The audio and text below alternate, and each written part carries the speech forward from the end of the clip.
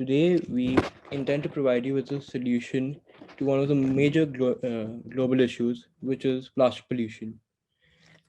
Our technology is something that has never been applied or seen before in this field. We intend to provide you with the best possible solution to this global crisis.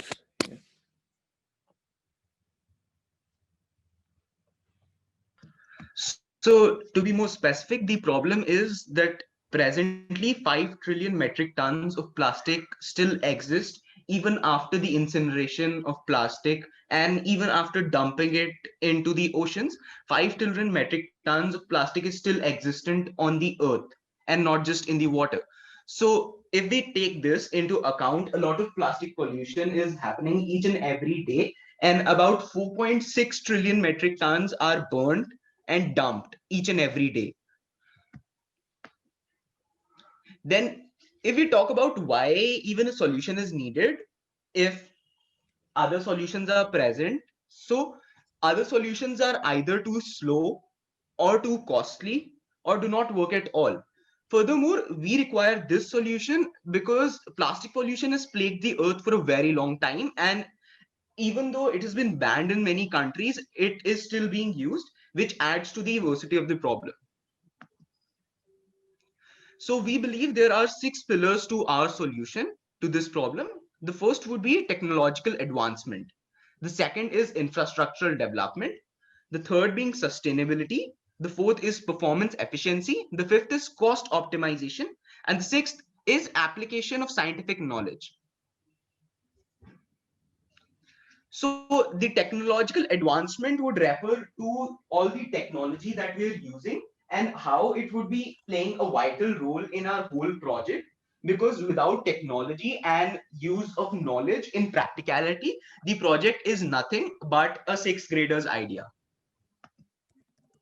If we talk about infrastructural development, not only would we be requiring good technology at our own hands, we'd also be requiring good infrastructural facilities, places to reside, places to work in. Because unless we have good working conditions and places to acquire the resources from, we would have nothing to work upon.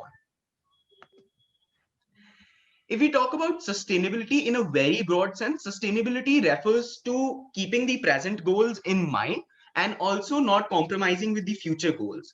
So we're also achieving sustainability through our project by using only the wasted raw materials and converting them into something very useful and which is very much needed in the world.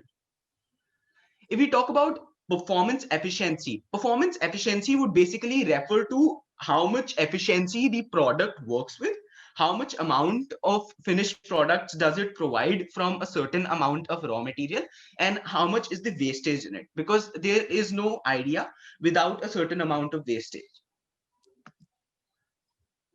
Cost optimization would basically refer to our cost proficiency system, about how much money do we acquire and how much do we use it and how do we use it, and is it the best possible way to use it or is it not.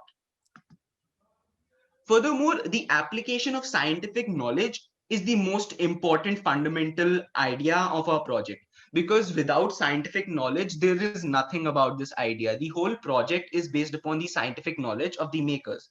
Furthermore, scientific knowledge, each and every educated person has some or the other scientific knowledge, at least the basics of it, and this idea is based upon basic scientific knowledge and then looking into depth into those ideas. So if we talk about the product is a gadget or a device, to be more specific, that uses thermoplastics and converts them into significant items. The significant items being tiles, electricity, methane, and water, which does not sound plausible, but it is. So this gadget requires many systems like air circulation, then refining, storage facilities, aeration processes, which may seem very complex, however, it is not. So if we talk about the structural analysis of the product, that is what all systems are included in the product, the main two systems are two chemical reactions.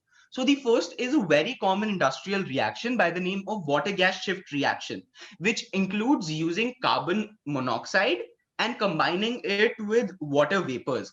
at a temperature of 300 degrees Celsius, which would give us the equal amount of carbon dioxide and hydrogen gas. All of this would happen in very properly sealed conditions because we cannot afford this much large amount of carbon dioxide and hydrogen gas leaking about. Then is the Saboteur's reaction. So that would include the use of hydrogen and carbon dioxide, which would form under a nickel catalyst at about 300 to 400 degrees Celsius, which is a temperature similar to the last one, and would form water and methane due to the sharing of carbon molecules. So this eventually would result in us having a gaseous mixture of hydrogen and also along with water and CH4, which is methane. This, along with that, would produce a heat of about 165 kilojoule per mole, which is quite a lot of amount if used properly.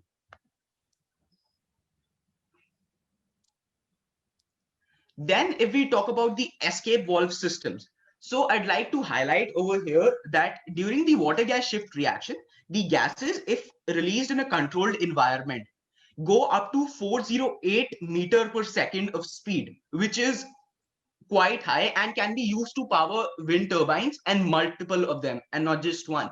And this, as shown in the presentation, produces 34 kilowatts of power per hour.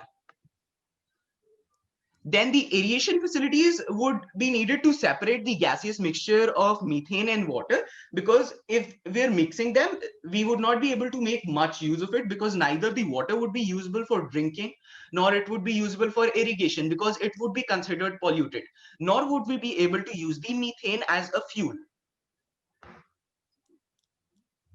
So if we talk about the distillation and the condensation facilities, so just as I highlighted in the last slide, methane and water both need to be condensed first and then aerated, which would require the use of the distillation and the condensation facilities, because one of the very common methods to convert water into like even purify it and convert it into liquid form is the distillation process, and condensation processes are much more complex, however much more efficient. So if we talk about the tile formation process, which is very unique and different from the existing tile formation process. So what we do is we take on the basic idea is we melt the plastic in controlled environments. The gases are passed through a soda lime carbonate filter, which is a lesser known filter as compared to other filters. The speciality of this filter is it is able to filter all pollutants other than carbon monoxide, which we're using to our benefit.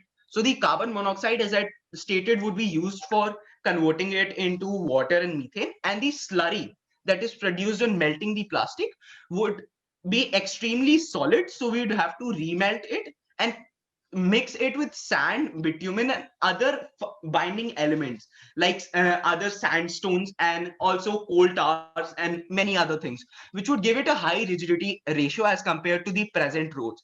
It can even be colored with synthetic dyes, thus it can even be used for housing tiles or even for pathways. Rudra, I'd just like to tell you that you guys have completed your 8 minutes, so I'd request you to complete as soon as possible. Sure, sir. So the electricity harnessing system, as I've earlier told, refers to the wind turbines that we would be using for getting the electricity for the high pressure winds. Then if we talk about the filtration facilities, it would coincide with the use of the distillation and condensation facilities to get clean water and not distilled water, so that it can even be used for drinking purposes. Then if we talk about the shredding facilities, it would be used to break down the thermoplastics into smaller particles, which would facilitate the melting processes and also provide us much higher amounts of gases. Now, if we talk about the working, I've already highlighted it in detail through the past processes and through the structural analysis.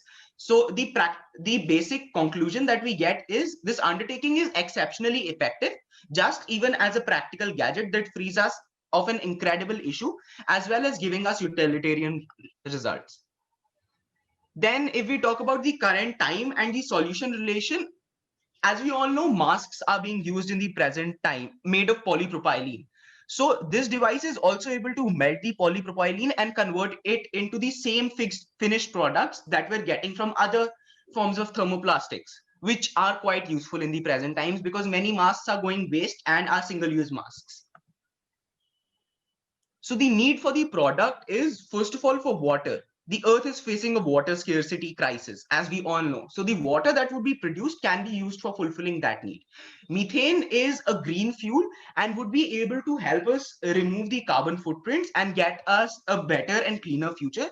The electricity can be used to power both high voltage devices and low voltage devices, thus providing power in both rural and urban areas. And tiles, as I've already told, can be used everywhere.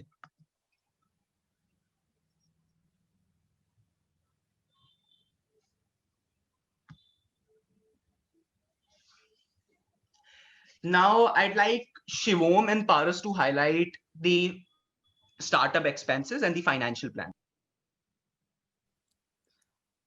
Team 8, I would request you to complete in the next 10 to 30 seconds, please.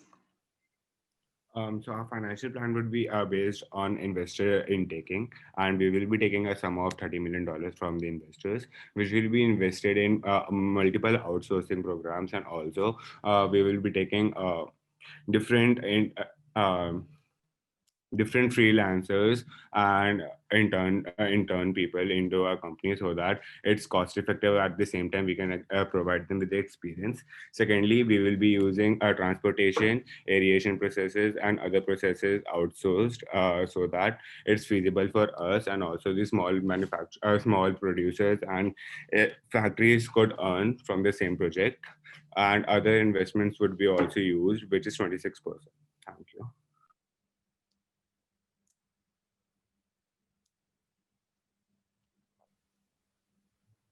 So the uniqueness is this project has never been seen in the world since the past decades, since even plastic was introduced.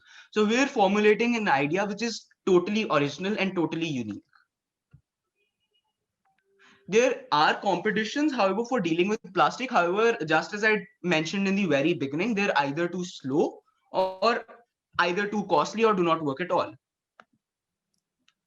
So the amount of finished products, as we found out through the UN census, would create, like, from 1 metric ton of plastic at full efficiency, we'd be able to provide 0.073 metric tons of methane and 0.1647 metric tons of water, along with 34 kilowatts of electricity per hour.